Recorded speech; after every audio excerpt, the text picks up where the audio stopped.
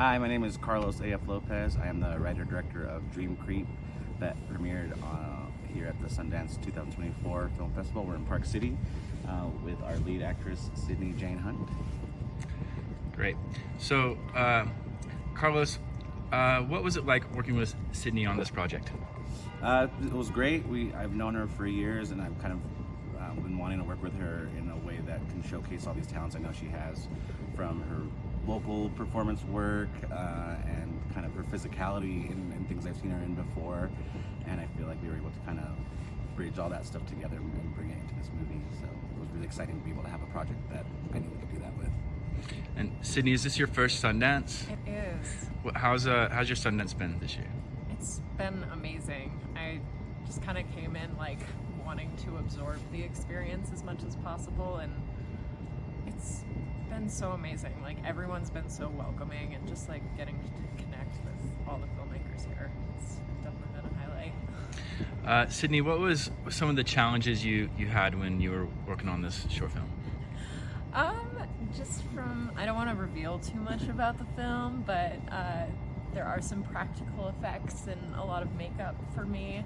So there were definitely some technical challenges with limitations of like how many times we could shoot certain sequences. So that was definitely a challenge of just making sure like fully bringing it to each of those takes. They're so finite.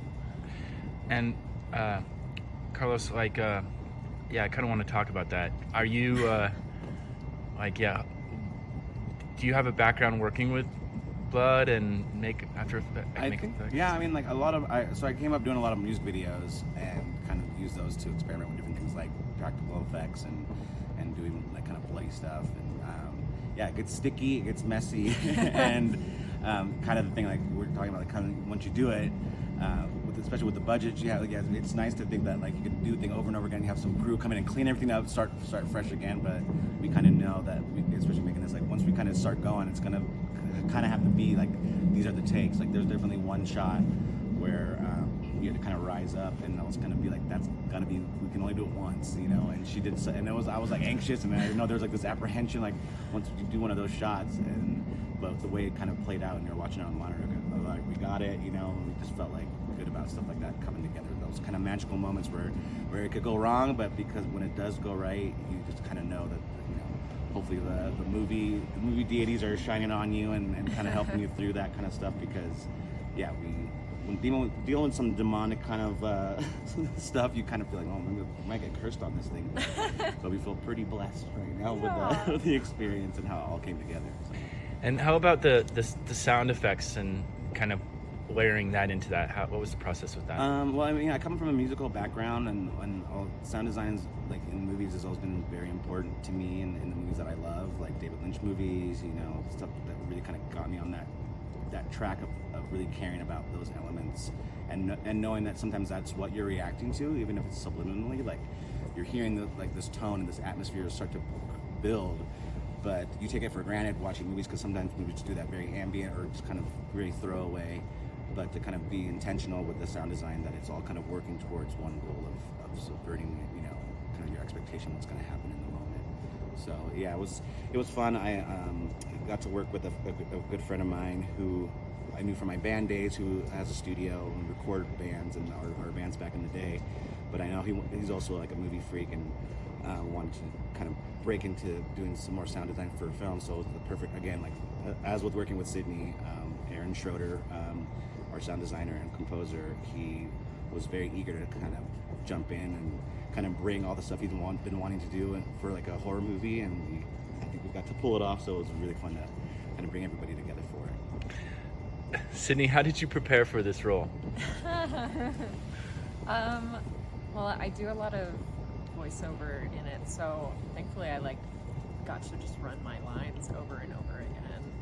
And there were some things like I didn't feel comfortable rehearsing at home because I didn't want to freak neighbors out, but once we got to it, like just having the comfort and space with this team to like really just fully go for it, yeah, just feel supported. So Carlos, is this your first for Sundance, or how much? I was here in 2016 as a producer for Calvin Lee Reader's The Procedure, which it won the Special Jury U.S. Fiction Award prize that year.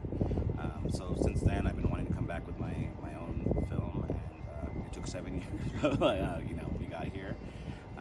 And yeah, it was, that experience really ignited me with like wanting to bring original work that kind of pushed on all levels, like, because that's what you get when you come here. Like you'll be in a shorts package and everyone is like really bringing their A game, and so there's no real room to kind of just phone it in. You have to like really care about what you're doing, and so yeah, it was kind of just having that experience, and then even coming here this year, I'm kind of gassed up again just by seeing the movies from this batch, and especially in our block, which was pretty wild. And we got to have a premiere on Monday, and like the crowd was like stomping their feet. It was like being at a sporting event. People were so excited to see these movies, and they totally delivered.